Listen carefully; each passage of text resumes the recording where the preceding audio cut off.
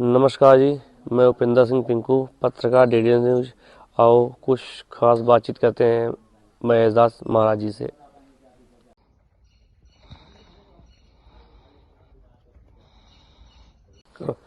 महाराज जी, जो अयोध्याचार शास्त्री ने आपसे पूछा वो बात हमारे समझ में कुछ आई नहीं, कृपया करके आप बताइए। देखिए, आप पत्रकार हैं। इस पृथ्वी में पत्रकारों का सही समाज को मार्गदर्शन के लिए बार बार जो पूछते हैं, ये पत्रकार का पहला धर्म होता है।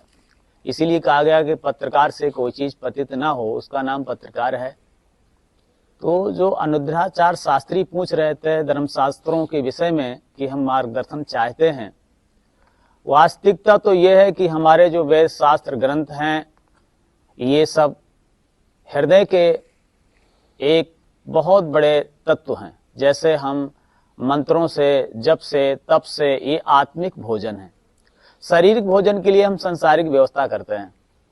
तो जो शास्त्र वेद आदि हैं, इन पे जो है हमें जो महर्षियों ने तप तपस्या करके और धरती का कल्याण किया है, आज भी हमारे भारत में तमाम महर्षि ऐसे हैं जो सत कदम में पृथ्वी को हर तरीके से तप से सुरक्षा किए हुए हैं। ये जो तप तपस्या है, ग्रंथ शास्त्र हैं, ये जो है कोई पखंड की स्थिति और स्थान नहीं है। ये धरती को हमेशा सुरक्षित रखते हैं।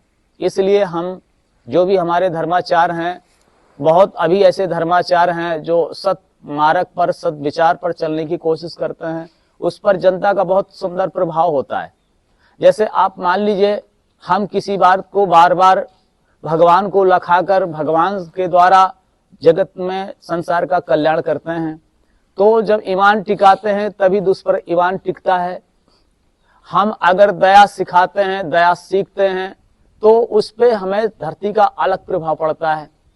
इसलिए तप किसे कहा गया? जो अपने निज स्वार्थ को त्याग देता है, उसी का नाम तप होता है।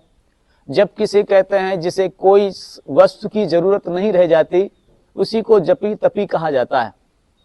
तो जो शास्त्री जी पूछ रहे हैं, तो शास्त्री जी के कहने का यह है कि आप शास्त्र के द्वारा मोह को छड़ाते हैं। तो जो मोह को छड़ाता है वो भी छाड़ने की कोशिश करे। ये उन लोगों के लिए है जो उस पर ज्यादा लिप्त हैं।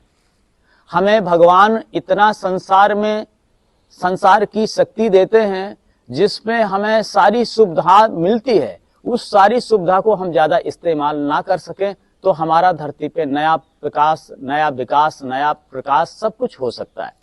जैसे इस आश्रम पे बहुत दिन से जैसे हमारा आगमन हो रहा है, और महाराज जी यहाँ के जो हैं वो रहते हैं और यहाँ की देखभाल करते हैं। बड़ी सुंदर अच्छी व्यवस्था देखभाल करते हैं। देखिए कितनी फुलवारी लगी हुई है, कितनी दूर से लोग आते हैं।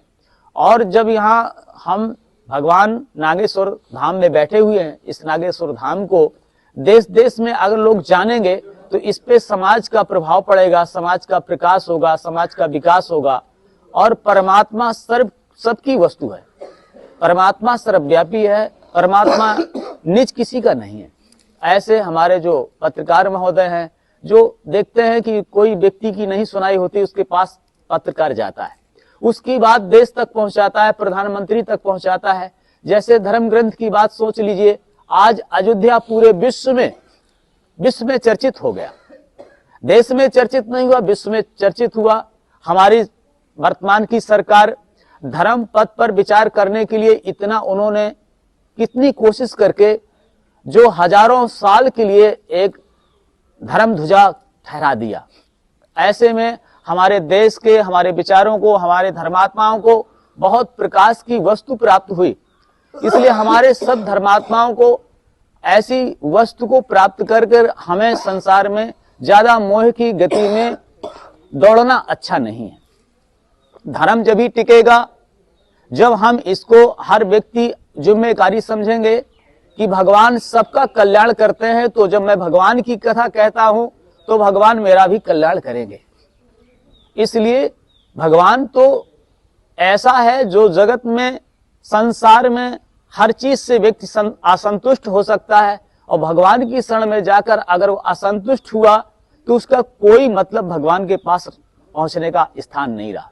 जैसे वेद शास्त्र पढ़ के हम दैत्यों की रूप में पहुंच जाए क्योंकि दैत्यों ने भी वेद शास्त्र का अध्ययन किया, भगवान की शरण पे गए, वो दैत्य ही क्यों बने रहे। तो इस विचार का आप पत्रकार हैं, इसको ज्यादा से ज्यादा यही विचार करके सबको ये धारणा होना चाहिए कि हमारा धर्म कभी धस ना पाए, उसी का नाम धर्मात्मा है। धन आत्मा का नाम धर्मात्मा नहीं है। जो धन को अपने निज हित में नहीं इच्छा करता, उसी का नाम धर्मात्मा है। जय श्री राम।